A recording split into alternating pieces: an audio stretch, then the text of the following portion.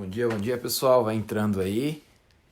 Deixa eu só puxar aqui, dar uma ajeitadinha nessa tela. Tá dando pra ver tranquilo aí? Todo mundo me ouvindo bem? O pessoal pode estar estranhando aí que sou eu, né? Mas já vou explicar o motivo, tá certo? Deixa eu só ver onde a gente parou aqui. Nuvens.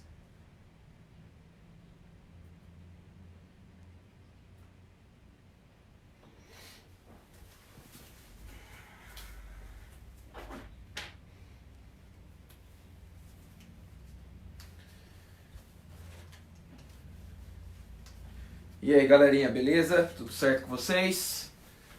Nossa, tô sem a camiseta do ângulo aqui agora que eu percebi. Deixa eu só pegar um negócio. Tudo certo? Galera do terceirão, estão me ouvindo bem? A imagem tá legal? A gente vai falar um pouquinho hoje sobre geometria, terminar na verdade, né? Geometria. E a gente vai começar aí polaridade, tá bom? Então, bem tranquilo o assunto, né? Aquela partezinha de revisão ainda. Deixa eu só deixar mais ajeitadinho aqui minha mesinha. Beleza, galera? Então, olha só. Vamos lá, o que a gente fez na aula anterior, né?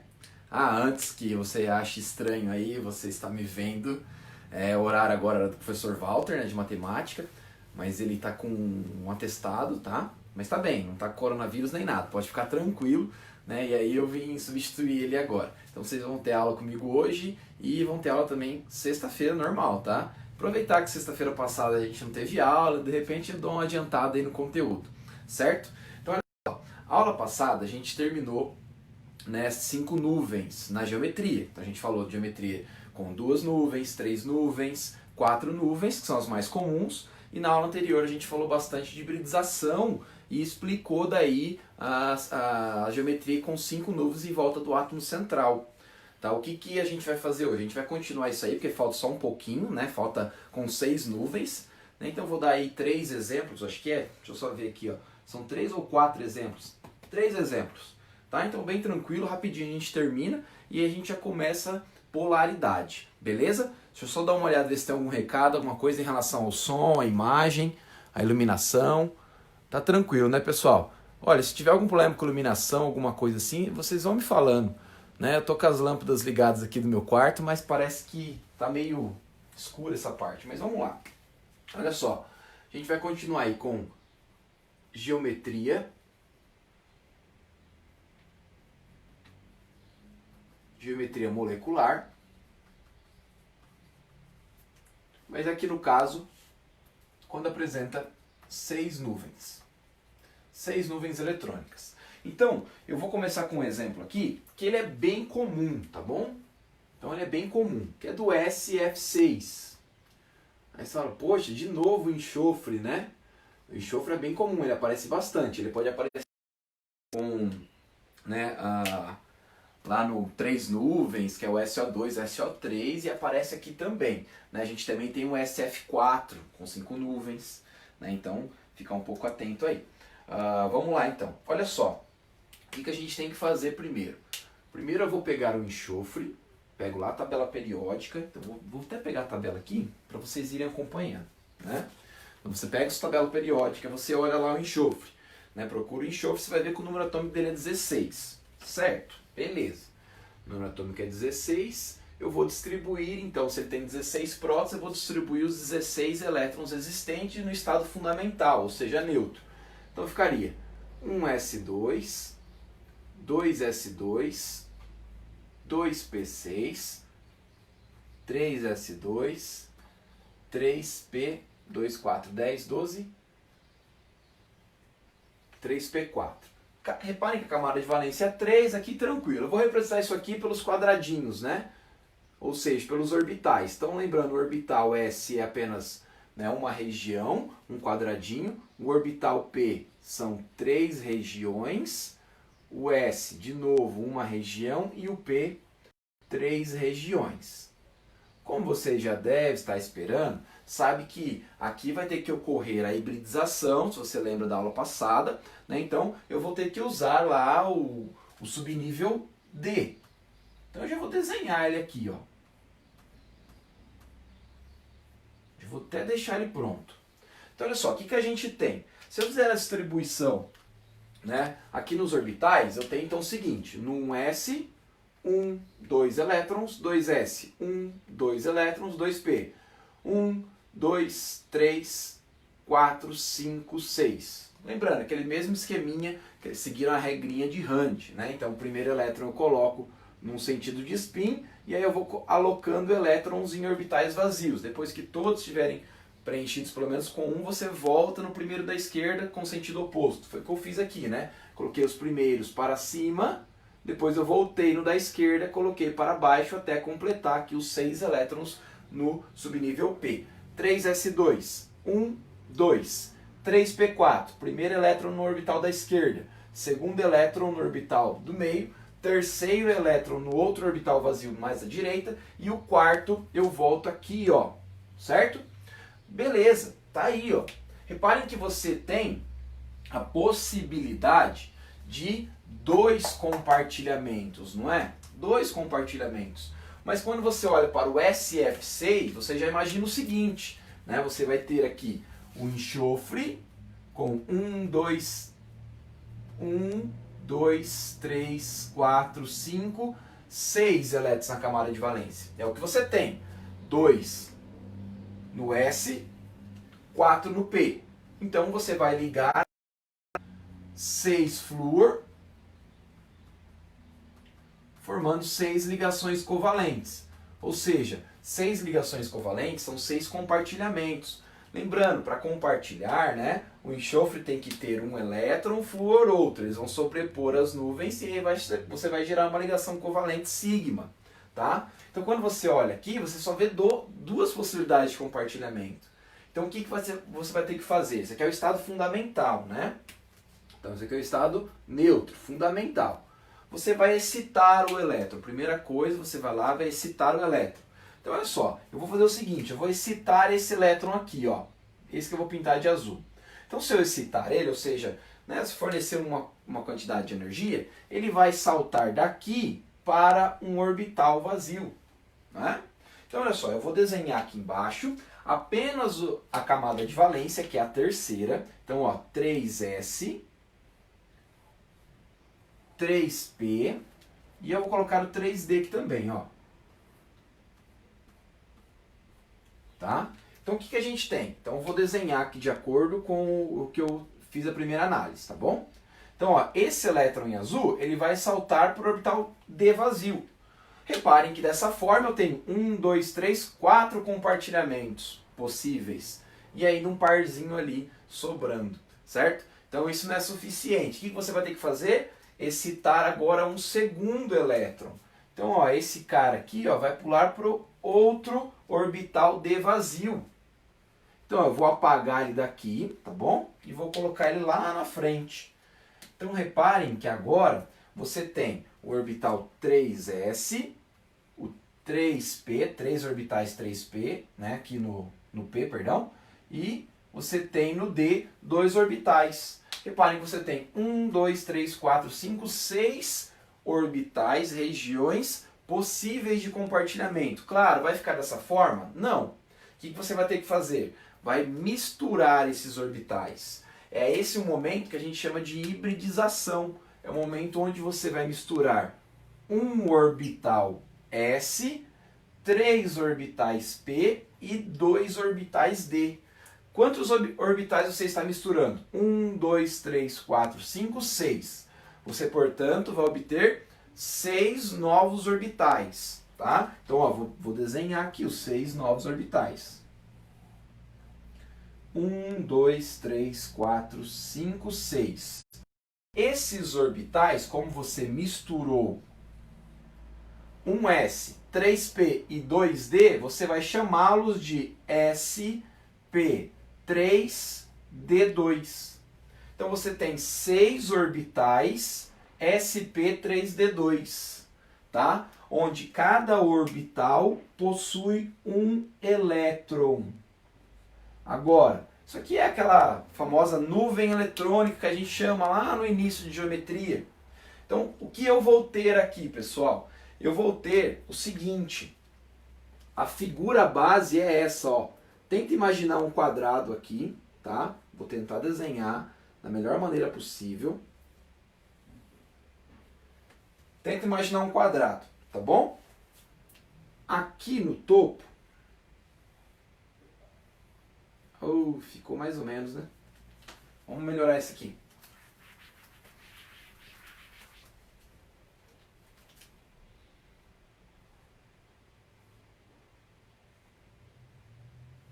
Acho que agora vai ficar um pouquinho melhor.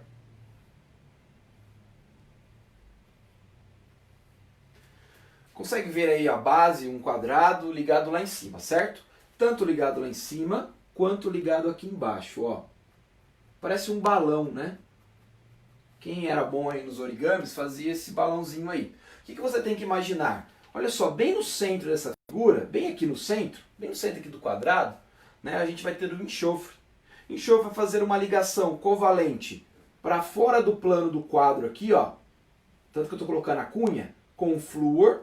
E lá para o fundo do plano do quadro, ó, outro flúor, saindo aqui na frente de novo, ó. Isso tudo na base do quadrado aqui.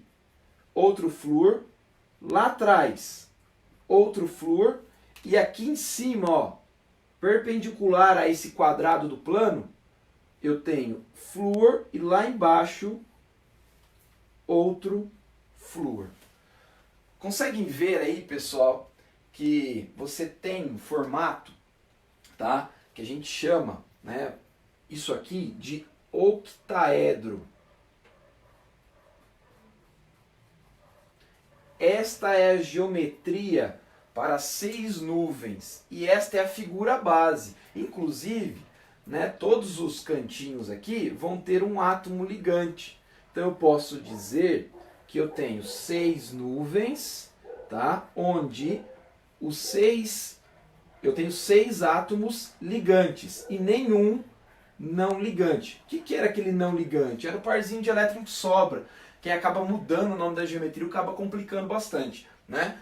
Bom, mas olha só, isso daqui é o que mais cai de 6 nuvens. Então, geralmente cai inclusive esse exemplo, tá? Não é muito difícil. O que você tem que saber é essa questão da hibridização, que de repente foi um exercício um pouco mais complexo, vai te cobrar isso, tá? E aí, ó, reparem, ao invés de eu excitar apenas um elétron, né, eu vou, no caso, excitar 2.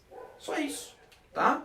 Então não tem muito segredo não. Inclusive eu vou usar até esses quadradinhos agora para fazer os outros 2 exemplos. Tá bom? Eu vou puxar a TV. Vamos ver se vocês conseguem enxergar aí. Deixa eu dar uma melhorada aqui que eu abaixei essa TV. Conseguem ver aí? Deixa eu só virar um pouquinho.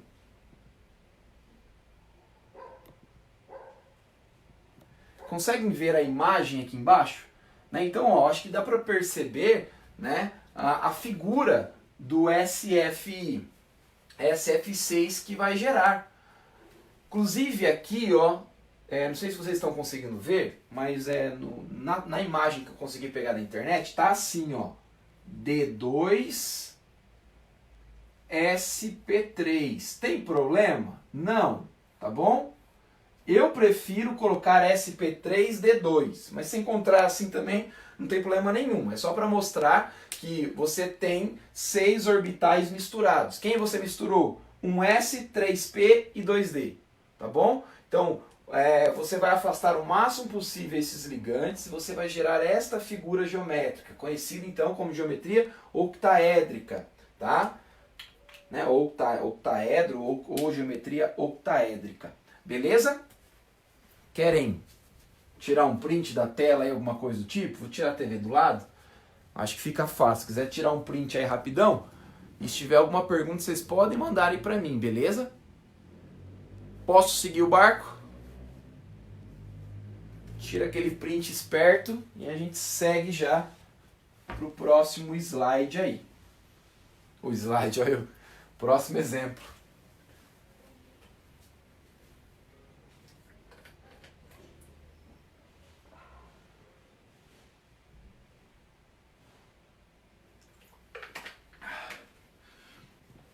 Vamos lá, o próximo aí vai ser o BRF5.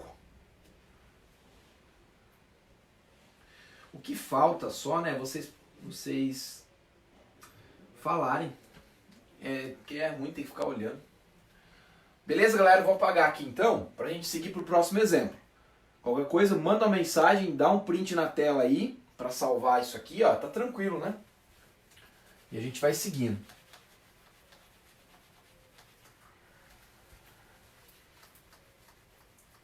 Eu vou ter que fazer aqui, não vai dar pra usar os mesmos quadradinhos, não.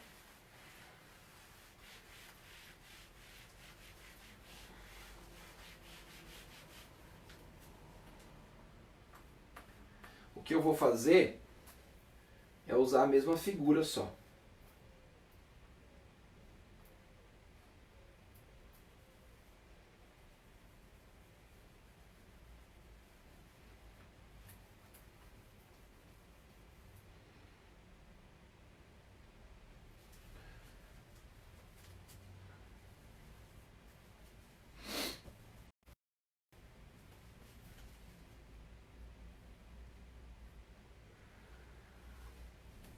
Bom, vamos lá. O próximo exemplo então vai ser o BRF5. Olha só, essa molécula ela existe, claro. Então, para explicar ela, a gente precisa usar essa teoria da hibridização, tá bom? Eu vou virar um pouquinho aqui para vocês irem me vendo. Certo? Então, vamos lá. Olha só, vou pegar o bromo. O número atômico do bromo é 35, tá? Deixa eu só ver aqui, ó. Preciso ficar fazendo distribuição sempre? Não. Se você for ligeiro, você olha, né, o período, então, ó, 1, 2, 3, 4, tá? E ele está na 7A. Então ele vai terminar com 7 elétrons no nível 4. Então eu sei que vai terminar no 4s2, 4p5, tá? Tudo bem, pessoal? Vou fazer isso aqui na tabela? Você já tem essa rapidez? Você precisa fazer a distribuição dos 35? Não. Olha o período, ó, é quarto período, o bromo. Certo? Então ele vai terminar no nível 4, que é a camada de valência. Se era a família 7A com 7 elétrons, então para ter 7 elétrons no nível 4, eu vou ter que ter 4s2, 4p5. Ah, mas eu quero fazer. Beleza. Ó, vou fazer aqui rapidão os 35. Depois eu só vou usar a camada de valência para fazer os quadradinhos, tá? Então, ó, 1s2, 2s2, 2p6, 3s2, 3p6, 4s2, 3d10, 4p5. Opa! Faltou, né? 4p6, perdão, gente.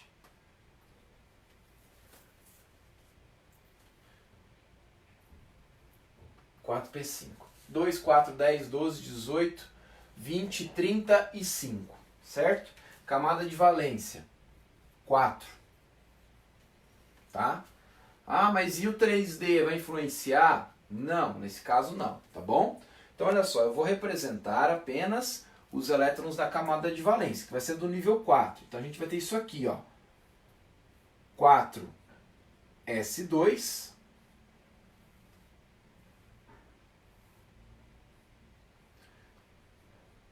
4p5, tá bom? E aí eu vou até colocar o D aqui já.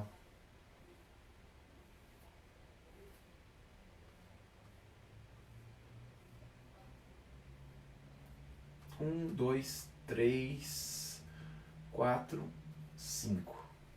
Tá?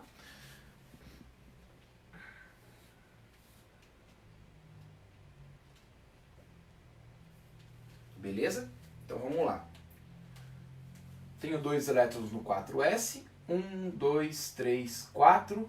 5 elétrons no orbital P. Beleza? Tá, esse é o estado fundamental, né? Reparem só, se é o BRF5, a gente vai ter o bromo, família 7A, né? Então, ó, 1, 2, 3, 4, 5... Vou colocar aqui melhor, de uma forma diferente. 1, 2, 3, 4, 5, 6, 7. Certo? eu vou ter 5 flúor, ó. 1, 2, 3, 4, 5. Beleza? Quantas nuvens eu vou ter, galera? 1, 2, 3, 4, 5 e 6. Porque eu tenho um parzinho de elétron que não vai sobrar. Que vai sobrar, na verdade. Então, olha só. Se eu olhar aqui para a minha distribuição, eu vou ver o seguinte.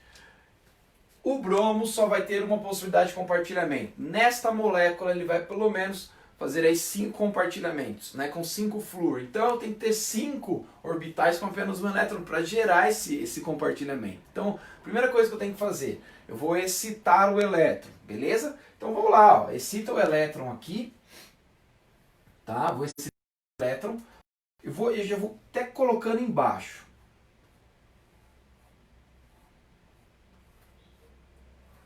Ó, esse aqui seria o orbital D, tá? Que tá vazio, você não está usando, né? Então, olha só, primeira coisa que você vai fazer. Eu vou só copiar aqui. Você vai excitar o primeiro elétron. Beleza, ele saltou lá para frente, lá para o orbital D. Quando você olha, você ainda tem só 3 possibilidades. Então, você vai ter que excitar um segundo elétron, tá bom? Então, vamos supor que seja esse cara aqui, ó. Tá? Então eu excitei esses dois. Então vou apagar aqui e vou colocar esse elétron lá.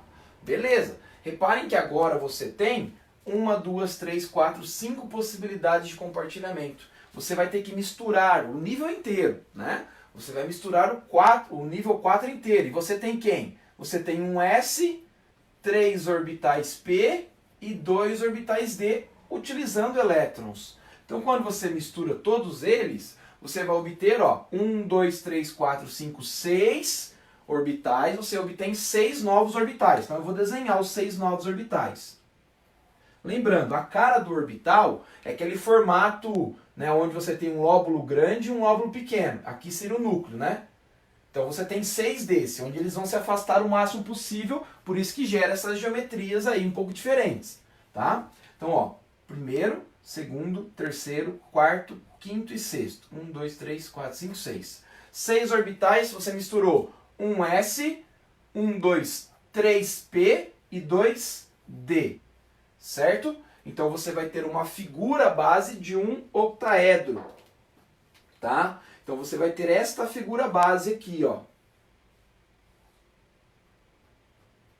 Onde você tem um quadrado aí, né? Uma base que seria um quadrado. E aí você tem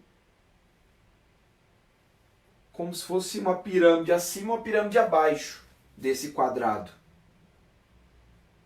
Tá? Dá pra ver aí o octaedro, né? Eu vou só apagar esse aqui, ó, para vocês verem melhor a imagem, a figura base. Então, toda vez que tiver 6 nuvens, a figura base é essa. Você desenha a molécula aqui dentro. Tá lá, ó. Olha que lindo, ó. Não é bonito, né? Aí, vocês achou que não ia ter matemática hoje? É, não é muito, né? Mas tá bom. Então, olha só, o que eu tenho aqui? Vamos desenhar. Eu tenho 2 elétrons ocupando um dos orbitais misturados, tá bom? Aí você depois tem um elétron em cada orbital misturado. Então, 1, 2, 3, 4, 5. Certo? Belezinha? Então, ó, 5 orbitais com possibilidade de compartilhamento e um orbital já preenchido com 2 elétrons. Então, o que você vai ter aqui na figura, pessoal? Pega, coloca o bromo, eu vou pintar de azul, né? Coloca o bromo no centro. Aí você tem, ligado aqui no canto, flúor, ligado aqui no canto, flúor, lá atrás, flúor, lá atrás, flúor. Então, ó, vou pintar aqui, ó. Lá atrás, aqui à frente, e lá em cima, ó, ângulo de 90 graus, perpendicular à base do quadrado. Outro flúor. Quem vai estar aqui embaixo? Parzinho de elétron. Você não enxerga esse parzinho de elétron. Então você está vendo só uma base quadrada ligado ali em cima, uma pirâmide. Tanto que o nome desta geometria é pirâmide quadrada. tá? Ou pirâmide quadrática, enfim. Olha, você tem 6 nuvens. Quantos ligantes, quantos átomos ligantes? 5. Quantos pares de elétrons não ligados a ninguém? 1. Então reparem que o nome muda, tá bom? Você tinha lá, a figura base é o octaedro, só que dos cantinhos aqui, né, aqui embaixo no caso eu escolhi, ele não vai ter nada, então você não vai enxergar isso aí, vamos pensar dessa forma. Então você tem que mudar o nome da geometria, aí fica pirâmide quadrada, tá bom? No anterior a gente tinha o octaedro, tá? Preenchido, totalmente preenchido. Olha só, não sei se vocês vão conseguir ver aqui, essa imagem eu acho que vai facilitar, né? Deixa eu ver, aí agora ficou bom, né? Ficou, deixa eu só virar um pouquinho aqui, ó. Olha lá, consegue enxergar? Então você tem, né, uma base quadrada aqui onde vocês têm os flúors e lá em cima, dessa forma, como eu desenhei. E aqui embaixo, essa bolinha amarelo, né, seria o elétron, a representação do elétron. Então você não está vendo, tá bom? Você está vendo isso aqui só. Bonito, né? Aí você tem uma pirâmide, né, com uma base quadrada, beleza?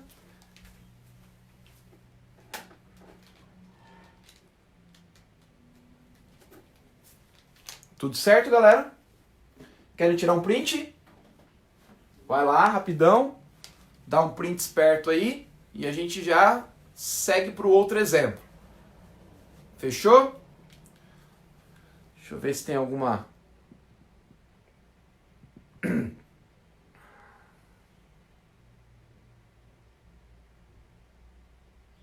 Nenhuma pergunta? Todo mundo entendendo, galera? Que bom, hein?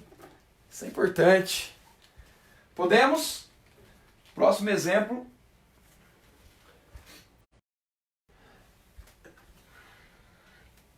Vamos aí, uma molécula um pouco rara, mas que ela já apareceu já em alguns exercícios. É o XeF4.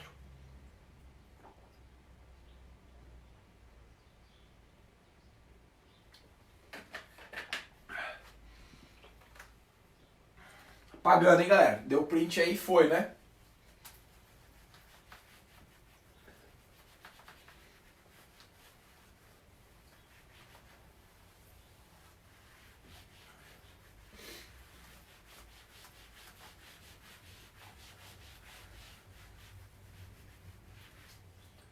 Ó, vou deixar minha figura aqui de novo, tá? Vou apagar só os ligantes.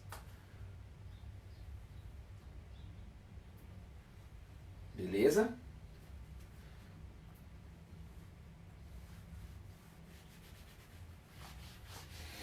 Então, ó, a molécula que eu vou usar no exemplo agora também é comum. Quando aparece, aparece essa. Pessoal, eu escolhi propositalmente, óbvio, né? Pode aparecer uma molécula diferente desses do exemplo? Claro que pode, exercício. Mas eu peguei as mais comuns, a que a gente sempre encontra nos exercícios, tá? Quando o assunto é, né, essas geometrias com 5 e 6 nuvens, tá bom? Bom, vamos lá então. A molécula vai ser o XeF4. Pô, mas Xe não é o xenônimo, professor? É ele mesmo. Mas é um gás nobre. Acontece em alguns casos na qual o gás nobre, né, se liga a outros elementos, sim. É uma molécula, né, difícil de ser encontrada, é raro, tal, feita aí, né, produzida no laboratório também, enfim, né, mas dá um pouco de trabalho. Mas vamos lá, o que você vai fazer? Pega lá a tabela, vai ver que o xenônio está na 1, 2, 3, 4, 5, quinto período, 8A. Então você vai terminar no 5S2, 5P6. É isso que te importa, camada de valência. Precisa distribuir, tá? Ele tem 54 prótons. Então, o xenônio aqui, ó, ele tem 54 prótons. Vai ter 54 elétrons. Precisa distribuir tudo eles? Não, tá? Basta você pegar só o último ali que já tá filé. Então, vamos lá. Eu vou representar aqui, ó, 5... Opa, ficou meio... 5S2,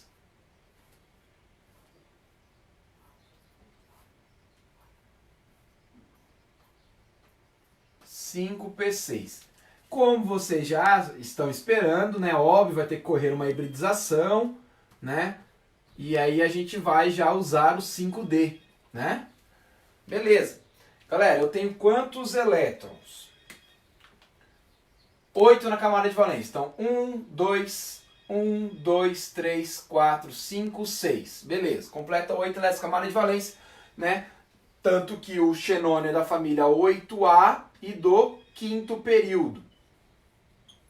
Então, não preciso ficar fazendo toda aquela distribuição, né, de 54 e tal. Eu já sei que vai terminar no quinto período, tá? E na família 8A me mostra que ele vai terminar com 8 elétrons. Fechou. Então, olha só, o que a gente vai fazer? Vou fazer direto aqui, mais rápido agora, acho que deu para entender já a jogada, né?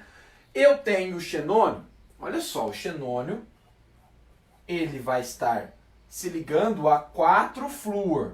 Então, eu tenho que ter 1, 2, 3, 4 possibilidades de compartilhamento. Então, 4 elétrons aí em orbitais livres. Então, se eu tenho 4 elétrons com possibilidade de compartilhamento, vai me faltar ainda quanto? 5, 6, 7, 8. Olha só, quantos elétrons eu tenho do xenônio? 1, 2, 3, 4, 5, 6, 7, 8. 4 deles tem que compartilhar. Né? 2 pares, ou seja, 4 elétrons, um par, segundo par, não vai compartilhar com ninguém. Então já dá para perceber que eu tenho quantas nuvens? 1, 2, 3, 4, 5 e 6. Tá? Já dá para ver a base quadrada aqui, né? Ó a base quadrada ligada lá em cima, ó, que você não vai ver, ó. Né? Meu desenho tá meio zoado aí, mas vocês vão entender melhor agora. O que a gente faz? Primeira coisa, você vai ter que ter então 6 nuvens. Já sabe que vai ter que gerar aí a hibridização sp3d2. Vou excitar o primeiro elétron. Então, um elétron salta do orbital 5p e pula para o 5d vazio. 2 possibilidades, ainda não é suficiente. Vou então excitar um segundo elétron. Sai daqui, ó. Esse pulou daqui do orbital p para o orbital d. Reparem que agora você tem 1, 2, 3, 4 orbitais com possibilidades de compartilhamento. Legal. Vou misturar todo mundo, ó. Então, estou misturando um S, 3 orbitais P e 2D. Quantos orbitais eu estou misturando? 6 no total. Quantos eu vou obter? 6 novos orbitais com esse formato, tá? Então, ó, 1, 2, 3, 4, 5, 6. Eu tenho um dos orbitais com par, outro orbital com par e 4 orbitais com apenas um elétron. Ou seja, com possibilidade de compartilhamento. Olha que legal. Agora, o que a gente faz? Eu vou apagar aqui essa imagem, vou colocar bem grandão. Você vai ter a base quadrada. O xenônio vai aqui no meio, ó. Bem no meio da figura. Então, ó, ligado aqui no cantinho, eu vou ter um flúor, um compartilhamento. Ligado aqui no outro cantinho, ó, outro flúor. Lá atrás, ó, flúor, lá atrás, flúor. Meu xenônio não ficou muito no meio, né? Mas tá bom. Depois eu mostro a imagem ali no slide que vai estar muito melhor, né? Muito mais bonito que o meu desenho, tá? Agora, quem que a gente tem? Ah, professor, você falou que o formato é um octaedro, né? Então, ó, vou completar aqui abaixo, né, o octaedro. E lá em cima, né, ó. Beleza, tem a figura base é o octaedro. Só que você tá preenchido todos os vértices? Não. Aqui quem que você tem? Par de elétron e aqui embaixo par de elétron. Então você só está vendo esta base aqui, ó, essa base quadrada. Tanto que a gente chama de geometria de quadrado planar. É uma geometria na qual você tem 6 nuvens. Quantos átomos ligantes? 4. Quantos pares de elétrons não ligados a ninguém, que eu chamei de não ligante? 2. Certo? Então, se você quiser montar aí uma tabelinha para ficar mais fácil, ou até mesmo procurar na internet, existe aí umas tabelas, né, com os nomes, com a quantidade de ligantes, de não ligantes, alguns exemplos, só para você ter, né? Então tem aí, procura na internet que você encontra também. Agora, é claro, você precisa entender de onde surge isso, que é o mais importante. Não adianta você ter a tabela e você não consegue, né, entender essa questão toda aqui de hibridização e a possibilidade de ter essas geometrias diferentes a partir dessa teoria, tá? Querem dar um print aí? Vai lá dar um print que eu vou dar uma olhada. Peraí, deixa eu passar. Eu vou dar uma olhada se tem alguma pergunta, alguma coisa, tá?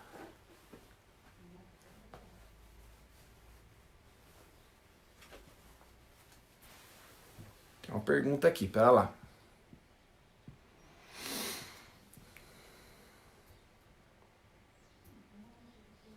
Professor, o estudo da carga formal dos átomos de uma molécula podem nos dizer algo a respeito da geometria molecular, não é mesmo? Afinal, a partir do estudo da carga formal, é possível determinação da estrutura de Lewis mais estável para aquela substância. Pode sim, tá, Carolina? Pode acontecer. A gente tem até Bom, é que assim, se você pegar, deixa eu só pensar em algum exemplo aqui.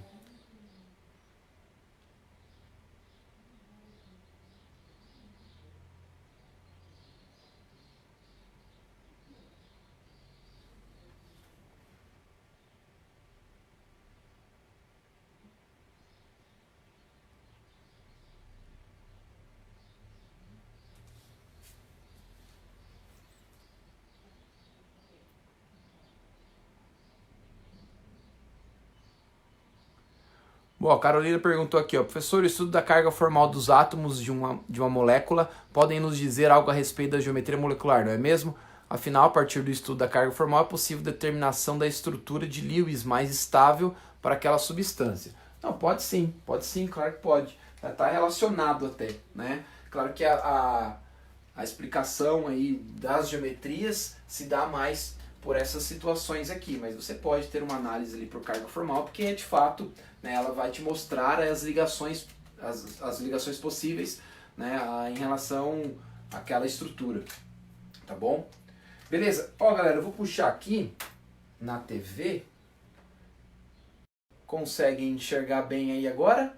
Reparem que a gente tem, ó, esta molécula XeF4, você só enxerga isso, né? Você tem aqui, ó, a representação, olha só, dá para ver que é um octaedro. Então essa bolinha amarela representaria os elétrons, tá bom? E aí você tem elétron acima, elétron abaixo, né? Você não enxerga ele, você está vendo isso aqui na verdade. É um quadrado planar, beleza? Certo, galerinha? Vamos falar de outra coisa. Só para terminar, né? E a gente fechar aqui a nota, deixa eu só virar um pouquinho a câmera para a TV. Reparem aqui, né? Então a gente tem as geometrias que a gente, né, viu ao longo das aulas aí. Então a gente tem aqui a linear, angular, trigonal plana, piramidal, né? Aqui em formato de T, tetraédrica, né? Aqui é a tal da gangorra, quadrado planar, né? Aqui a gente tem a bipirâmide trigonal, aqui a gente tem, acabamos de ver, a pirâmide quadrática, octaedro, e a gente tem também um outro caso aí, né, uma bipirâmide pentagonal, um negócio estranhíssimo, tá? Mas aí nunca vi cair nisso aí também, né? Tanto que esses outros exemplos aqui eu só me empolguei um pouquinho, né? A maioria dos exercícios vão cobrar apenas quando passa de 5 e 6 nuvens, geralmente é a bipirâmide trigonal, que é aquela toda preenchida, né? Todos os ligantes, os 5 ligantes, e no caso a octaédrica, que vai ter os 6 ligantes mesmo, tá? Geralmente acontece isso. Aí uma prova de repente um pouco mais difícil, o cara quiser cobrar alguma coisa um pouco mais difícil, aí ele pode cobrar esses outros casos aqui, tá? Beleza?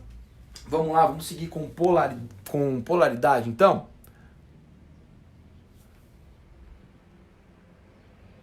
Vamos lá, vou apagar aqui e a gente vai seguir com polaridade.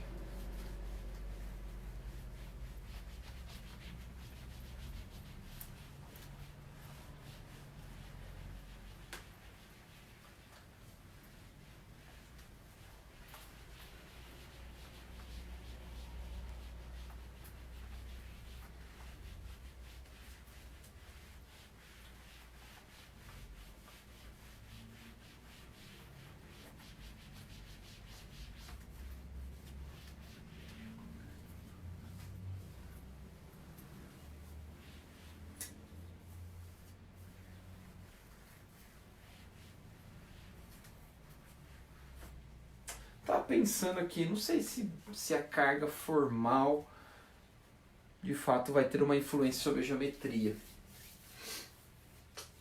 Tô pensando, hein? Eu acho que não vai influenciar tanto. Influencia talvez na polaridade, alguma coisa assim.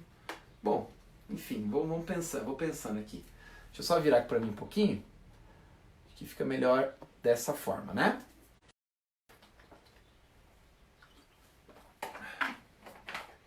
Vamos lá? Pessoal, continuando agora, vimos geometria, beleza, né? O que a gente vai fazer agora? Determinar a polaridade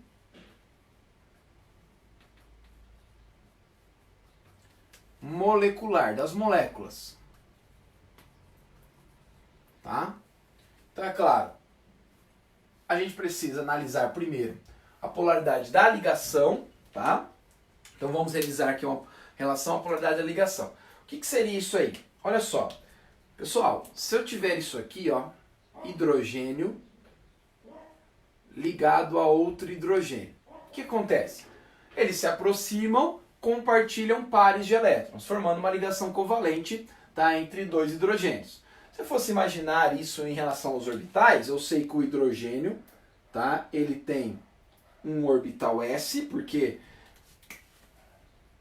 ele tem um próton, portanto, a sua distribuição é um s1, porque ele tem um elétron, certo? Então vamos imaginar aqui, ó, o orbital s. Não está muito esférico, né? Mas é só uma região de máxima probabilidade de encontrar esse elétron. Outro hidrogênio chega próximo, se aproxima. O outro hidrogênio também vai ter o orbital s, tá? Nossa! Minha esfera aqui não está muito bonita não, né? Mas enfim. O que a gente tem, ó? Reparem que eu vou ter um elétron do primeiro hidrogênio e um elétron do segundo. Então, nesse momento, quando sobrepõe as nuvens S e S, tá? A gente tem um compartilhamento de pares. Tanto que tem até um distanciamento e tal, enfim. Existe uma coisa chamada eletronegatividade.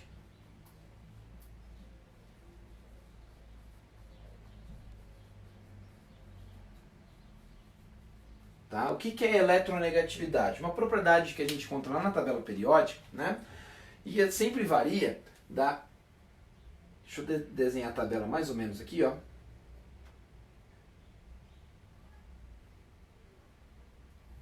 Sempre vai variar da esquerda para a direita, de baixo para cima, tá? A gente esquece que os gases nobres, que praticamente ele não faz ligação. Então o nosso elemento mais eletronegativo se encontra aqui no canto superior direito, que é o flúor, tá? Então a eletronegatividade é a capacidade que um átomo tem de atrair os elétrons da ligação para si. Então aqueles que têm mais eletronegatividade é como se tivesse mais força de atração, tá? Então, olha só, tem um macetezinho, inclusive, né, que é aquele fui ontem no clube, briguei e saí correndo para o hospital. Tá? Ou fui ontem no Clube Brasil e só comi Pizza Hut. Enfim, claro, nesse macete a eletronegatividade aumenta da direita para a esquerda, ou seja, os elementos mais eletronegativos se encontram aqui, ó. Destaque para esse FON, flúor, oxigênio e nitrogênio, que a gente vai utilizar bastante nas interações intermoleculares, que é o próximo assunto na sequência, tá? Legal. Bom, então olha só. Como eu tenho dois elementos aqui, cada um apresenta, né, uma certa eletronegatividade. Inclusive, se eu não me engano, tá, o valor de eletronegatividade para o hidrogênio é 2,1. Por quê? Tem valor? Tem. Tá? Ele vai até 4. Ou seja, o flúor, que é o mais eletronegativo, recebe o valor 4. Tá? Eu não vou saber agora todos de cabeça não, né? Mas depois eu posso até procurar, eu devo ter anotado em algum lugar. Eu tenho uma tabela antiga, deixa eu ver se ela está aqui no meu caderno, que ela tem valores, tá? Não está atualizada, ela na verdade está meio desatualizada, mas já tá bom, já dá pra gente ter uma noção. Deixa eu ver. Ó, o cloro é mais ou menos 3, tá? Enfim, tem valores, tá? Importante a gente saber que tem valores. Como aqui eu tenho dois compartilhamentos, né, um compartilhamento, perdão, entre dois hidrogênios, a força de eletronegatividade de cada um é 2,1. Ou seja, eles têm a mesma né, força de atração desse par de elétrons, desses elétrons. Então esses elétrons eles não vão se acumular, né, em um átomo ou em outro. Eles vão ficar aqui distantes, ou seja, bem no meinho aqui, ó, bem no meio, entre os dois mesmo. Então os dois vão dividir aí, o que a gente não vai ter uma densidade de elétrons numa certa região, ou seja, próximo de um átomo ou outro. A gente tem uma ligação que a gente chama aqui, ó, de ligação, tá, apolar. Por quê? Porque acaba não gerando um polo. Quer ver? Vou dar um outro exemplo agora, que uma molécula que vocês conhecem, né, que é o HCl. Né? A gente tem o hidrogênio, tá, com um elétron e o cloro com 7 elétrons. Pessoal, eu não vou nem representar como se fosse um modelo de Schrödinger dos orbitais. Eu precisaria desenhar o orbital P do cloro, nem isso eu vou fazer, tá? Uma representação mais simples, só eletrônica, de Lewis mesmo, bem tranquilo. A gente sabe que vai ocorrer então o compartilhamento desse par para todo mundo se estabilizar. Ótimo. Pessoal, existe uma diferença de eletronegatividade. Esse cara aqui, ó, é 3 e esse é 2,1, tá? Então, o cloro ele é mais eletronegativo do que o hidrogênio. Então, ele vai atrair esses elétrons para próximo dele. Então, olha só, é como se esses elétrons, esse elétron que era do hidrogênio, chegasse próximo ao cloro. Se afastasse um pouco do hidrogênio. Reparem que aqui no cloro acaba gerando uma certa densidade de elétrons, ou seja, uma região tem bastante elétrons, que eu vou pintar de vermelho. Claro, como os elétrons se afastaram um pouquinho do hidrogênio, nesta região do hidrogênio falta elétrons, então a densidade eletrônica cai. Isso a gente pode chamar, então pode dizer que eu tenho uma carga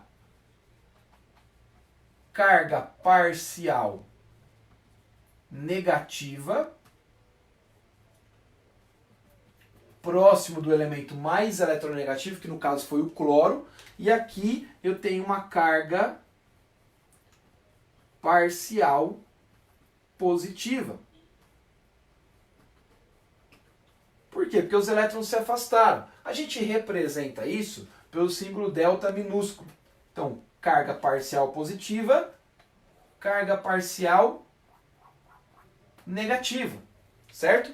Isso acontece devido à diferença de eletronegatividade existente entre esses dois átomos e, no caso, o cloro, por ser mais eletronegativo, puxa esses elétrons para si, tá? Então a gente pode definir isso daqui, ó, através, né, essa diferença de eletronegatividade através de uma continha, que de fato lá na matemática a gente representa a diferença com delta, né? Então, ó, diferença de eletronegatividade, tá? Nada mais é do que, né, você pode deixar isso em módulo, para não falar quem que vem primeiro, quem vem depois. Você coloca em módulo. Você subtrai, faz um menos o outro. Então, 3 menos 2,1, a gente vai dar um valor aqui de 0,9. O que mostra, pessoal? Eu estou fazendo para ligação, tá? Ah, mas a minha molécula é atômica, só tem uma ligação. Beleza, por isso que eu peguei esses exemplos simples por enquanto. Então, uma forma de eu determinar se a ligação é polar ou não é pela diferença de eletronegatividade. Reparem que aqui deu 0,9. Ah, e se eu fizer para o hidrogênio, para o H2? Então, ó, a diferença de eletronegatividade vai ser quanto? 2,1 menos 2,1, isso aqui me dá 0. Né? Tchoing, oing, tchoing. Lembrei aquele vídeo do carinha da matemática. Corta aqui, ó, tchoing, tchoing, deu, logo a gente vê que deu 0. Brincadeira, gente. Mas olha só, reparem que aqui a diferença de eletronegatividade é 0, tá? E aqui, no caso, a diferença dá 0,9. O que eu tiro de informação? Que através dessa continha de diferença de eletronegatividade, a gente pode ter uma relação. Quando a diferença de eletronegatividade for diferente de 0, eu vou dizer que a minha ligação ela é polar. Ou seja, gera polos, parte parcial negativa, parte parcial positiva. Tá? Agora, quando a minha diferença de eletronegatividade é igual ou muito próximo de 0, tá? Eu vou dizer que minha ligação ela é apolar. Reparem que eu estou falando da ligação por enquanto, galera. Aí você fala, poxa, então eu posso fazer o cálculo da diferença de eletronegatividade e ter a informação se a ligação é ou não polar? Sim, tá? Então, o primeiro caso é esse. Só que essa diferença de eletronegatividade, tá, aplicada a uma molécula que tem 2 ou 3 ou mais ligações, tá, te dá muito trabalho. Então fica ruim você fazer por aqui. Como é que a gente geralmente faz? Utilizamos o vetor. Então você está lembrado, provavelmente vocês aprenderam dessa forma, né? Então a gente vai utilizar o vetor, tá? O vetor momento dipolar, que é o que eu vou, né, apagar o quadro e vou fazer agora. Então olha só para ficar claro isso aqui, o que eu quis mostrar inicialmente? Ligação. A ligação pode ou não ser polar, tá bom? Então aqui num caso você tem os mesmos elementos, então ninguém vai ter uma força maior de atração. Esses elétrons vão ficar aqui distante, ou seja, a mesma distância de um para o outro, tá? O que acontece? Você tem uma ligação apolar, que não gera polos, não gera densidade eletrônica maior em um átomo do que em outro, diferente aqui do HCl, ou do HF, do HI, enfim, que é exemplo simples aí, tá? Onde o cloro é mais eletronegativo, ele puxa os elétrons para ele. Então os elétrons ficam acumulados aqui nessa região. Ah, quebra a ligação ou algo do tipo? Não. Os elétrons eles só se afastam um pouquinho do elemento menos eletronegativo, que é o hidrogênio, e se aproxima do cloro, que é o elemento mais eletronegativo. Quer dizer que esse elétron só está aqui? Também não. Tá? Mas que a probabilidade desse elétron ser encontrado é maior na região do cloro por ele ser mais eletronegativo. Tá? É como se ele puxasse aquela nuvem de elétrons para ele. Certo? Então a gente pode definir isso através da diferença de eletronegatividade entre os átomos ligantes aí, entre os átomos que estão compartilhando aquele elétron, certo? Só que esse não é o jeito mais utilizado, a gente utiliza mais, né, o vetor momento dipolar, que é o que eu vou mostrar agora para vocês. Vou apagar aqui rapidão. E eu vou mostrar para vocês.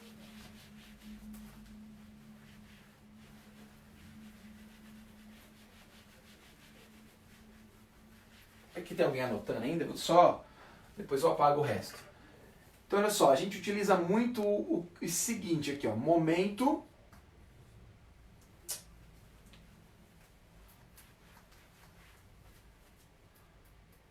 vetor momento dipolar. Pessoal, isso aqui é uma conta também, tá? O resultado da Indeby e tal, enfim. Nada mais é, né, do que uma conta um pouco mais complexa. Não tem necessidade de você fazer nada, fazer essa conta, tá? Não tem essa necessidade, tá? Então, o que a gente tem? A gente vai ter um produto da carga elétrica, né, o produto da carga elétrica pela distância.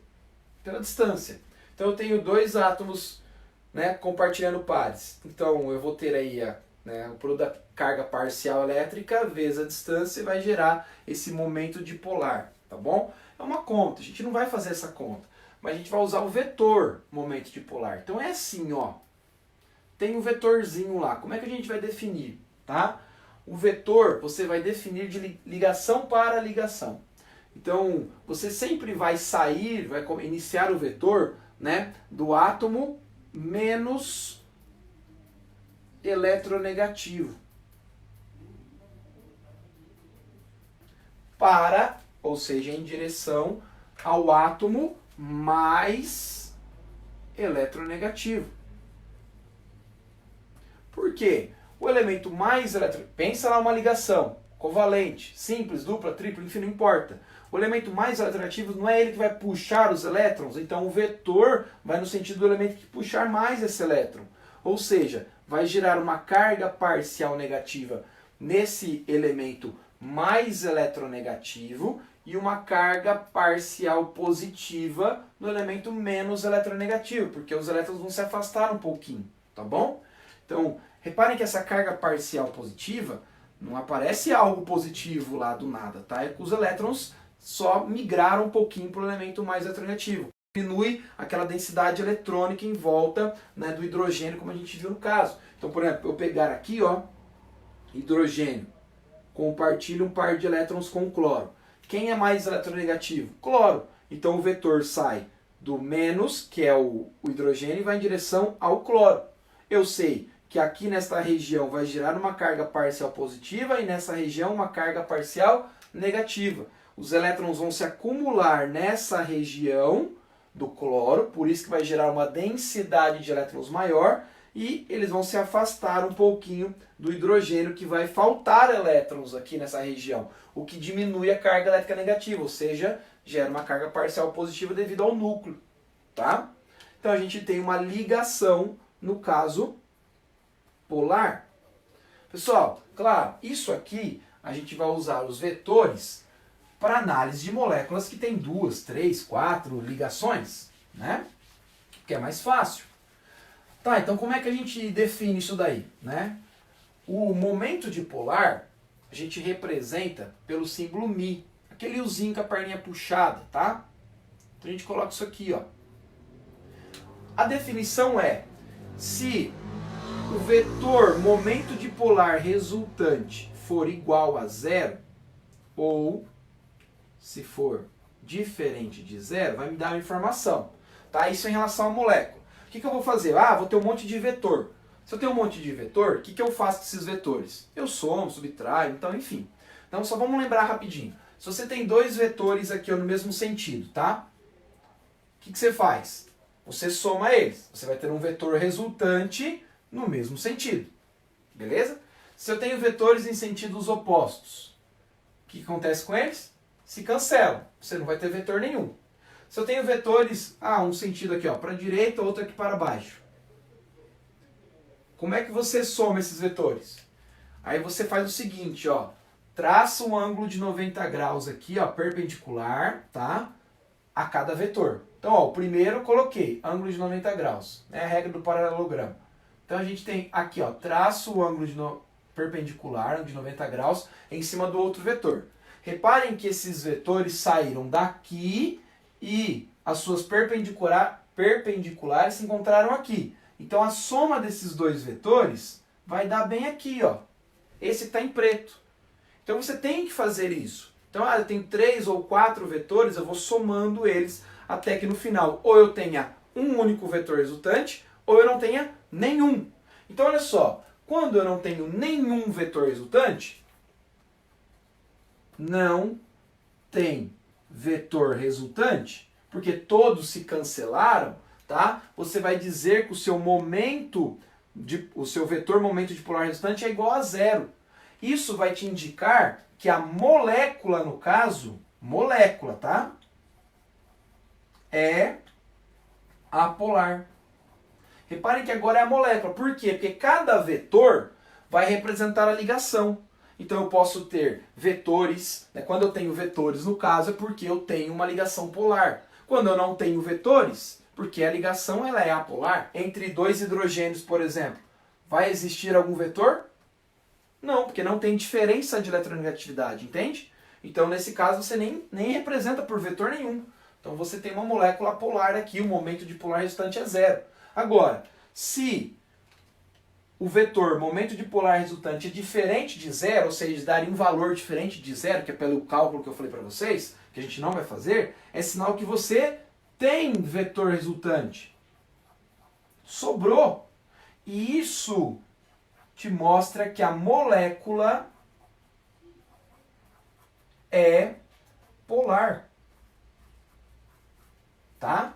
Então a molécula vai ser polar nesse caso. Então duas situações aqui, Quando momento dipolar resultante é igual a zero, porque não tem vetor, todos se cancelaram, beleza? Não vai apresentar polos, vou mostrar os exemplos para vocês. Se caso tem algum vetor resultante, né, você vai ter então um momento dipolar resultante diferente de zero, porque sobrou um vetor, um único vetor, e isso vai mostrar que a molécula ela é polar. Então, para onde apontar? A seta é a região de carga negativa, né? Onde você tem aqui o início da seta é a região onde você tem a carga parcial positiva. Por isso que vai ter polos na estrutura, tá? Eu vou apagar isso daqui e vou começar já pelos exemplos. Vamos ver se tem alguma pergunta, alguma coisa.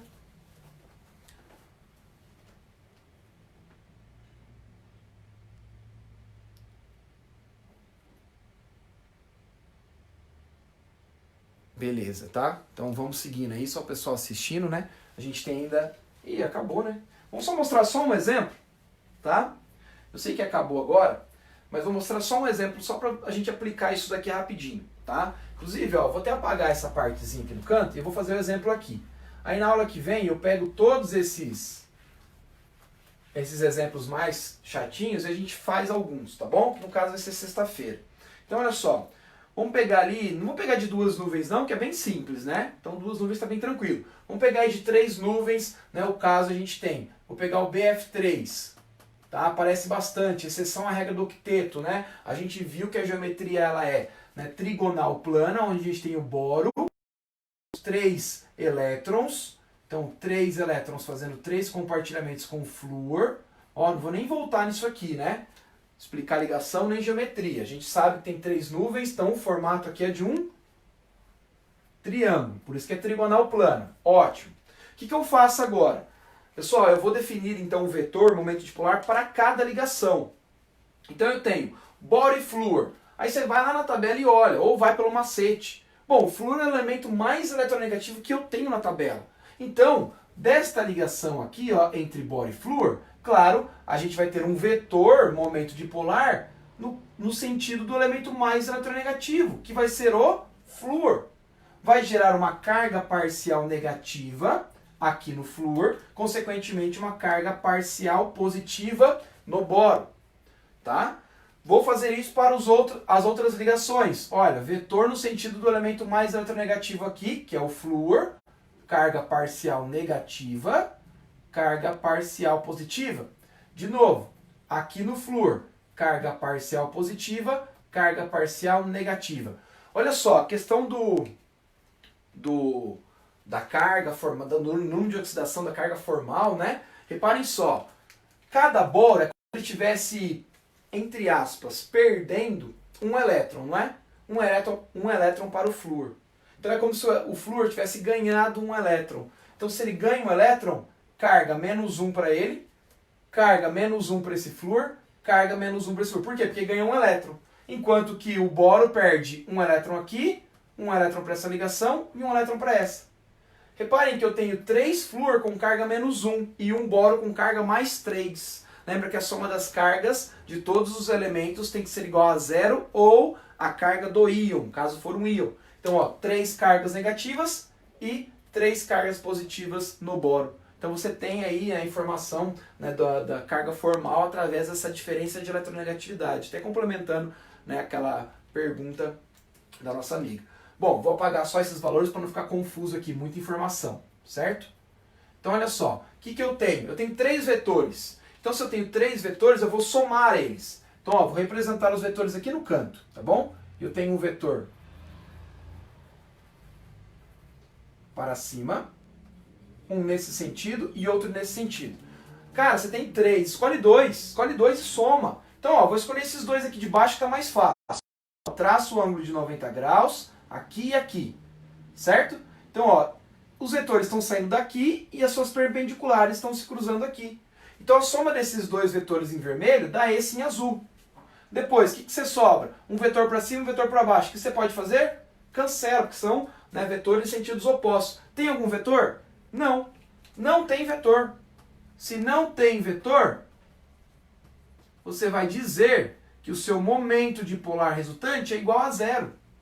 Tá? Se é igual a 0, pessoal, a sua molécula ela é apolar, não tem polos. Olha só, dá uma olhada. Onde que está se acumulando os elétrons? Não é no flúor aqui, ó? No flúor aqui, no flúor aqui. Reparem que a parte externa da sua molécula é toda de carga parcial negativa. Onde que está a parte positiva? Aqui no boro, no centro. Quando essa molécula ela encostar em outra, tá? Ela só vai encostar a parte externa. E a parte externa só tem uma carga, que é parcial negativa. Então você não tem polos, não tem parte negativa, parte positiva. Por isso você tem uma molécula apolar, tá bom? Isso é só um exemplo. Na aula que vem, na sexta-feira, eu continuo com mais alguns exemplos. Depois a gente dá seguimento na matéria, né, com interações intermoleculares. Isso aqui é super importante para a gente aplicar interações intermoleculares. Eu sei que meu tempo já deu, passei 5 minutinhos, né, mas aí pode deixar as perguntas que eu respondo na sequência, tá, galera? Né, igual eu fiz a aula passada, né, né? Eu terminei em cima da hora, mas o pessoal mandou e eu vou respondendo nos comentários. Fechou? Galera, um abraço, valeu, né? E até mais, até a próxima aí. Até sexta-feira. Falou! Quer dar um print aí? Aproveita, hein?